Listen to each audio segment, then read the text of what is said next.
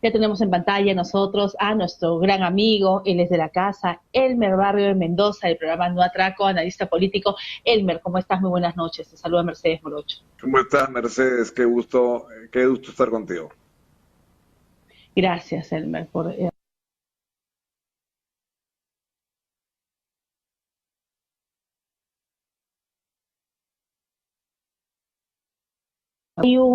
¿Qué crees que exista detrás de este proyecto planteado por Pedro Castillo?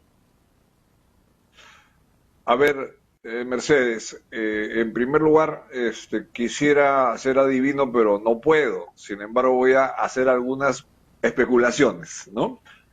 Lo primero que me queda claro es que esto es una reacción que responde a una estrategia de larga data que ha sido planteada desde el principio, la Asamblea Constituyente, la nueva Constitución, etcétera, pero que ha estado adormilada un buen rato. Y de pronto, en el fin de semana pasada, a fines de la semana pasada, apareció nuevamente en la agenda del día.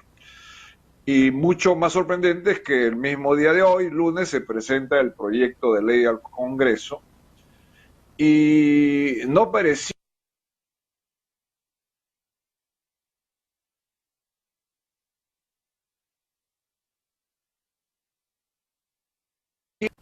a tomar una medida audaz, incluso temeraria posiblemente. Hay muchas cosas que pueden suceder en este tiempo, hay muchas cosas que están pendientes de explosionar, como el caso básicamente de la colaboración eficaz de Carolín López y la existencia de un segundo colaborador eficaz que ya sabemos que existe y que probablemente pueda desencadenar una serie de otras cosas del mismo tipo. También el hecho de que ya se hayan hecho determinaciones de la contratación ilegal de Samira Budayev, empresa Heaven Petroleum Company o algo por el estilo, en Petroperú, lo que incrementa la posibilidad de tener más implicados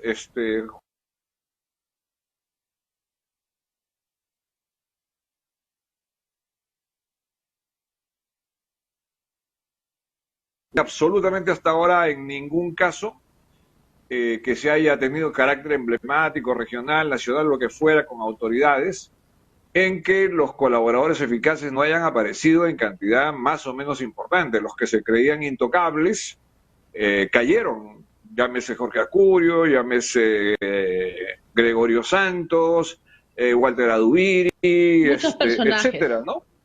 Muchos personajes, sobre todo vinculados a este tipo de gestión que es la que representa Perú Libre y sus aliados, el bloque magisterial. Entonces yo primero creo que es probable que el presidente Castillo sepa cosas que nosotros no sabemos, que pueden desencadenarse en los próximos días y que necesita una tapadera política importante para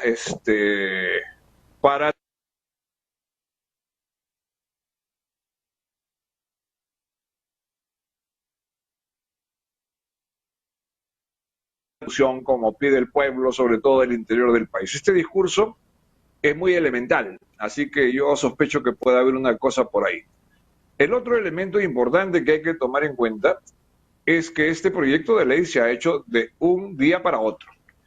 Y a pesar de que su jefe es el doctor César Landa, es constitucionalista hasta hace poco, parece sin embargo que el Fajín le ha resultado muy atractivo y está dispuesto a proponer cualquier cosa. Solo te voy a poner un ejemplo que no tiene que ver con lo principal.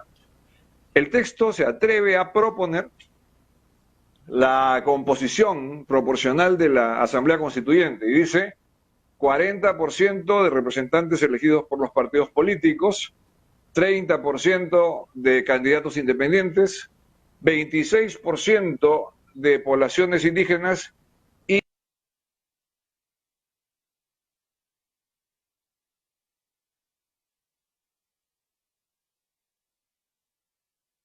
Pero si tú miras estos porcentajes, vamos a llegar a un absurdo. Son 130 en la propuesta, los representantes a la constituyente,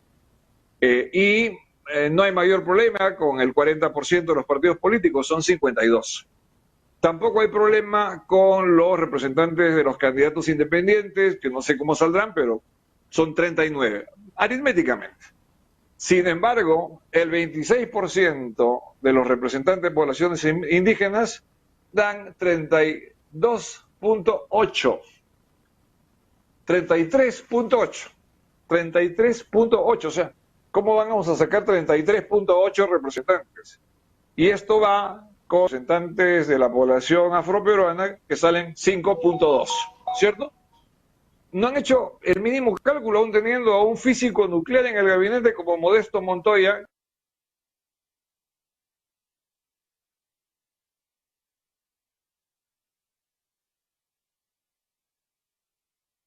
Absolutamente, si hubieran usado números absolutos en vez de proporciones, porcentajes, etc. Porcentajes. Nos queda claro. Así es. Entonces, bueno, a ese nivel de apresuramiento. Elmer, pero esta improvisación es propia del gobierno de Pedro Castillo. O sea, vemos claro, traspiés, sí. traspiés, y es lamentable, ¿no? Porque es un gobierno que empieza, bueno, con muchas controversias, pero ha empezado y a las finales esto también repercute en todos, ¿no? Porque si cae el gobierno, la crisis se agudiza.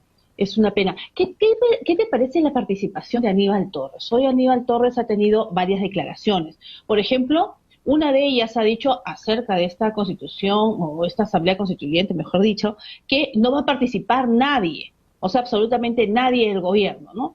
Ni el premier, ni el presidente, nadie va a participar.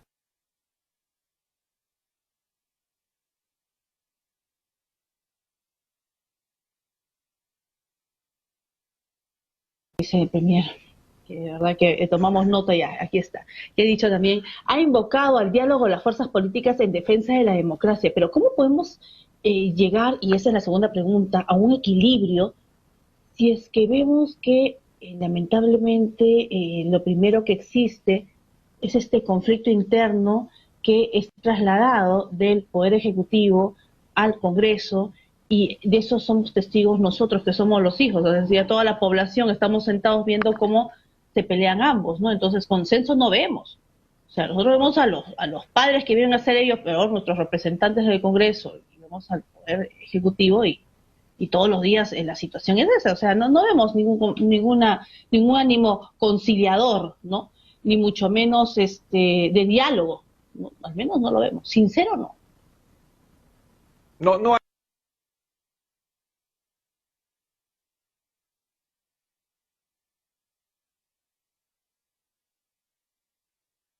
su naturaleza es una instancia de debate, de discusión a veces muy fuerte y muy intensa y con posiciones a veces enfrentadas. Esa es la naturaleza del Congreso. El punto es que, al mismo tiempo, el Congreso debe buscar los consensos posibles dentro de su composición, porque esto es elemental. El Poder Legislativo existe para controlar al Poder Ejecutivo. Primero, para legislar, por supuesto. Segundo, para controlar, para fiscalizar, y tercero, para representar. Entonces, cuando un gobierno es elegido con una mayoría tan estrecha y con una votación de primera vuelta tan baja como es el caso, lo que se deben procurar son los consensos, y eso significa aproximaciones sucesivas. Es decir, yo cedo, tú cedes, y nos ponemos en una posición en que podamos hacer cosas concretas que funcionen para ambos.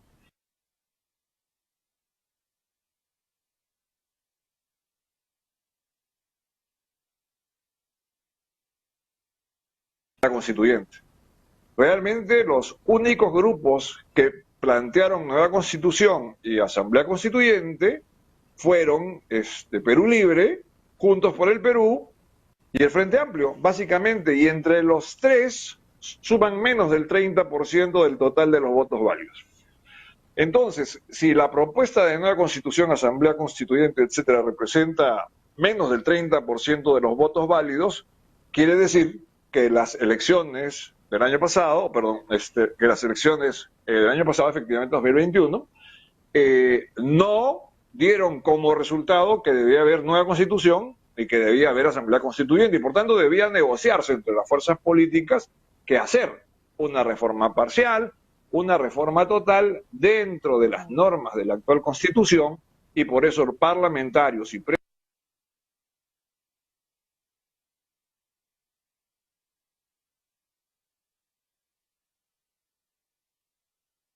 reformar la Constitución parcial o totalmente, se requiere 2 votaciones en legislaturas consecutivas de la mayoría calificada del Parlamento con 87 votos, y eso es suficiente por un lado. Y si no es así, la mayoría absoluta en el Parlamento con ratificación por referéndum. Pero todo esto nace en el Congreso en cualquiera de las 2 modalidades, o puede nacer en el Ejecutivo, pero con propuestas concretas. Así fue con Martín Vizcarra cuando se hizo el referéndum constitucional. Primero el Congreso aprobó el texto y los contenidos de las preguntas, y luego se fue al referéndum. En este caso, no se está planteando una reforma parcial, el Ejecutivo no ha cambiado, o sea, no ha propuesto, queremos hacer estos cambios al Congreso, de una parte o de toda la Constitución, no importa.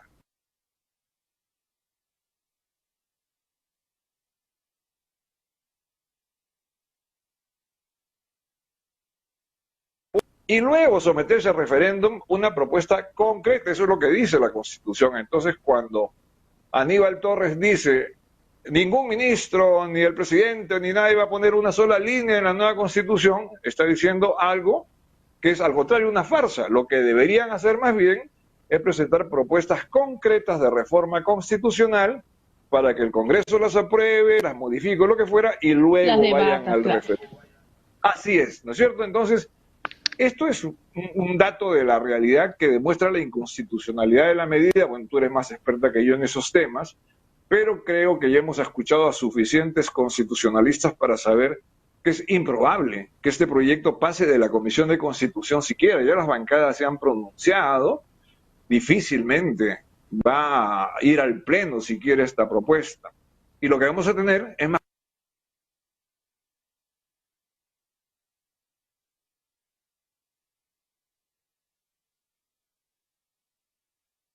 no se opone. Los que respetamos el Estado de Derecho debemos ser estrictos en el cumplimiento de los procedimientos constitucionales, e insisto, me sorprende mucho el papel de César Landa, a quien tiene que resultarle obvio que están burlando, violando el procedimiento constitucional establecido para la reforma de la Constitución. Si lo que quieren es modificar la Constitución, eso tienen que hacerlo aparte. Y la modificación de la Constitución, con la propuesta que han hecho de agregar, claro, tiene un procedimiento, pero han agregado un artículo, el 207, por el cual se crea la Asamblea Constituyente como mecanismo de reforma constitucional. Y dice, la Asamblea Constituyente puede ser convocada por el presidente, por 2/3 del Parlamento, o por, no sé, 0. cuánto por ciento de la ciudadanía que así lo solicita. En realidad lo que están abriendo allí es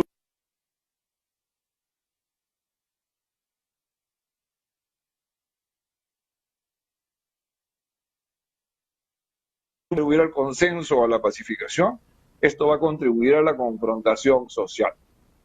Más aún en un momento en que ha habido... Sí, dime, te escucho. No, sí, te quería consultar, discúlpame, sobre las declaraciones también del monseñor Miguel Cabrejos, que dice que estamos en una situación al límite, es decir, no damos más.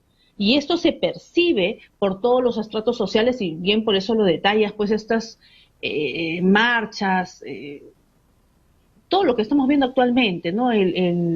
La mortificación, ¿no? Incluso la desaprobación, los que no quieren ya asamblea constituyente. Es decir, antes había un porcentaje quizás más elevado para que pedían asamblea constituyente. Hoy en día la gente ya no cree, a razón de, pues, había ese 30% que estaba en la base de la elección, claro. Claro, la verdad es que estamos en una situación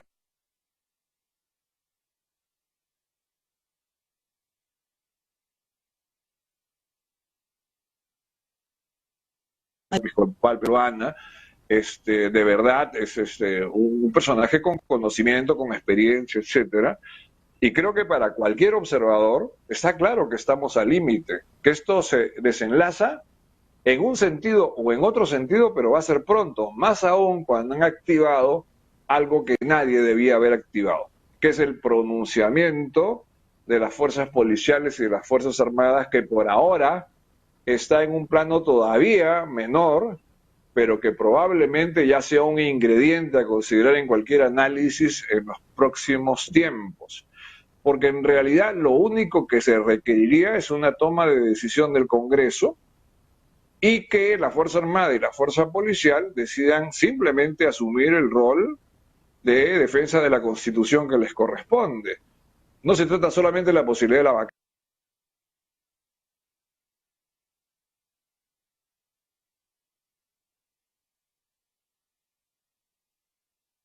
vacancia al presidente Castillo por haber declarado que iba a someter a consulta popular la cesión de un territorio a Bolivia para que tenga salida al mar.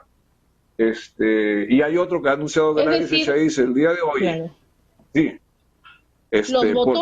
Por este proyecto.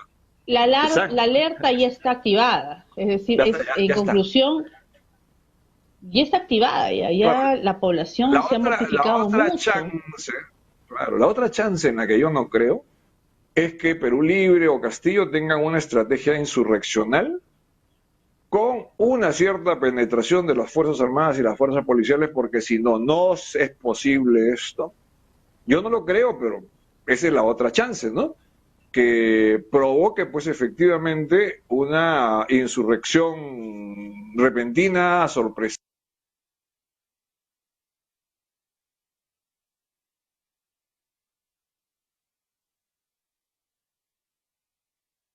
Así que, efectivamente, Monseñor Cabrejos tiene razón. Estamos al límite. Yo, de verdad, pienso que el riesgo es tal que no sé si lleguemos a 28 de julio tal cual estamos ahora, ¿no? Elmer, como siempre, un placer tenerte acá en las del Estivo. Tú sabes que esta es tu casa. Y de verdad, muchísimas gracias, porque siempre nos das esos comentarios de un amplio análisis de la realidad, de una manera, pues, como tan solo tú lo tienes. De manera libre. Muchísimas gracias, Elmer. Gracias a ti. Como siempre. Y para una próxima oportunidad te estamos convocando para ver el tema de la coyuntura.